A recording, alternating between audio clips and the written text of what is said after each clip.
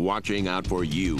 This is Storm Team 8. It's been a pretty warm June so far, and of course we all remember March with record-setting warmth then as well. But I'm going to declare this upcoming week will probably be the heat wave of 2012, the hottest weather we'll see. Now, it's entirely possible we could have another week that's hotter, but when you look at the numbers and the averages and normals here in West Michigan, this is about as hot as it gets. We're talking about high temperatures close to pegging 100 degrees. Not far from now, just a couple days out. We start with Storm Track Live just to show you that there's nothing going on in terms of precipitation. You have to travel about 600 or 700 miles to our west to the Red River of North Dakota before you run into any showers, and those are pretty feeble, as you can see. Right now, temperatures warming into the 70s, and today's the last of the really pleasant weather. The dew points, that's the measure of moisture in the atmosphere, how it feels in terms of stickiness, and it gets kind of difficult to breathe when it's really humid. When dew points are in the 40s like they are right now, that is just incredibly comfortable weather, and that's what we have with us for the rest of the afternoon. Temperatures will get up to 80, but this moisture level is going to stay very reasonable. In fact, we've got a few folks clocking in the upper 30s, and that's just really dry weather, especially here across the Great Lakes.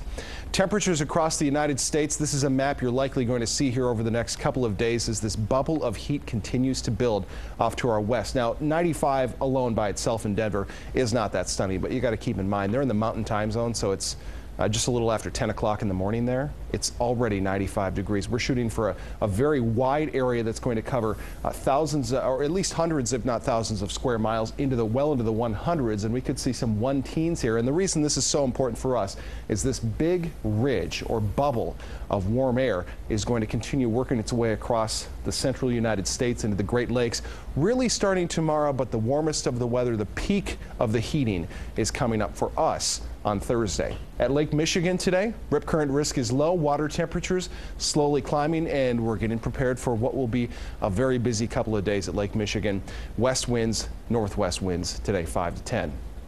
Our 24-hour forecast, just a few clouds, if any, for this afternoon. We're looking at mostly sunny skies, temperatures into the low 80s. Toward midnight tonight, with that fairly dry air still in place, we should cool off. Winds will be calm overnight.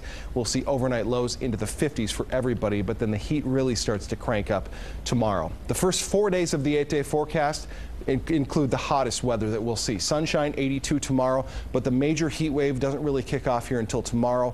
High temperatures near 100 for parts of Michigan, especially along I-94. This includes Kalamazoo, Battle Creek, where we've seen the hottest and driest weather so far. Keep in mind, the drier the soil, the more easy it is for temperatures to rise because we don't have that moisture in the atmosphere, which inhibits big swings in temperatures. So we have a good shot at hitting 100 degrees here in Kalamazoo.